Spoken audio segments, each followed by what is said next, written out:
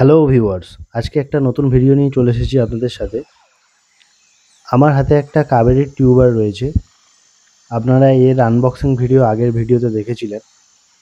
আজকে পুরো ভিডিওতে টিউবার রিপোর্টিং, সয়েল মিক্সিং কিভাবে করে সেটা দেখাবো। তাই ভিডিওটা স্কিপ না করে পুরো ভিডিওটা দেখুন। আমি এখানে নিয়ে নিয়েছি 20 ইঞ্চির একটি গামলা, আর নিয়ে নিয়েছি পুরনো গোবর সার, সাথে ভার্মি কম্পোস্ট আর বাগানের কাদামাটি। আপনাদের আশেপাশে যদি পুকুর থাকে আপনারা চাইলে পুকুরের পাকও দিতে পারেন, তবে আমাদের আরবান সাইডে সহজে পুকুরের পাক পাওয়া যায় না, কারণ পুকুর অ্যাভেলেবেল নেই। গামলার একদম নিচের লেয়ারে 1 থেকে 1.5 ইঞ্চি রাখবো ভার্মি কম্পোস্ট আর গোবর সারের এই মিক্সিংটা।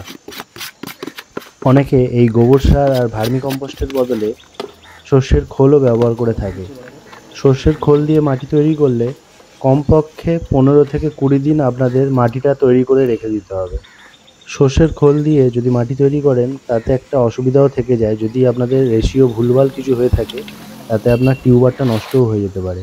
এখন আমি নিয়ে নিচ্ছি বাগানে নর্মাল কাদা মাটি, তারপর দিচ্ছি এতে আমার কাছে আগে থেকে ছিল পদ্মের পুরনো মাটি।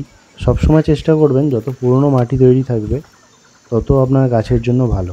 আপনারা হয়তো অনেক ভিডিওতে দেখেছেন এই মাটির মিক্সিংয়ের সাথে অনেকে হাড় গুঁড়ো, শিংকুচি এগুলি মেশায়, তবে বিশ্বাস করুন এগুলো কিছুই দরকার পড়ে না। আপনারা পদ্মের আইডি যদি ভালো চুজ করেন তাহলে আপনার গাছে এমনিই ফুল দেবে। এরপর এই মাটির মধ্যে এই গামলা ধোয়া জলটাই আমি দিয়ে দিলাম।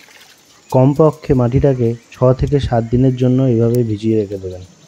তারপর দেখতে পাচ্ছেন আমার টিউবারটা রেডি ছিল, তাই আমি এই টিউবারটাকে এখন রিপোর্ট করে দেবো। তারপর এইভাবে হাত দিয়ে গ্যাপ বানিয়ে টিউবারটাকে প্রতিস্থাপন করে ওপরে মাটিটা চাপা দিয়ে মাটিটার লেভেল ঠিকঠাক করে নেব। তারপরে এইভাবে হাত দিয়ে মগের সাহায্যে জল দিয়ে পুরো গামলাটাকে ভরিয়ে দেবো। আশা করি এই ভিডিওর মাধ্যমে পদ্ম গাছের সয়েল মিক্সিং থেকে রিপোর্টিং স্টেপ বাই স্টেপ বোঝাতে পেরেছি। আমার চ্যানেলের ভিডিওগুলো যদি আপনাদের ভালো লেগে থাকে তো অবশ্যই চ্যানেলটাকে সাবস্ক্রাইব করে নেবেন, আর এই ভিডিওটা যদি ভালো লেগে থাকে তো একটা লাইক দিয়ে দেবেন। এখন দেখতে পাচ্ছেন এই গাছটার 1 সপ্তাহ পর কতটা গ্রোথ নিয়েছে দেখুন। এই গাছটায় ফুল এলে আপনাদের পরবর্তী ভিডিওতে দেখাবো। ভিডিওটা সম্পূর্ণ দেখার জন্য আপনাদের ধন্যবাদ।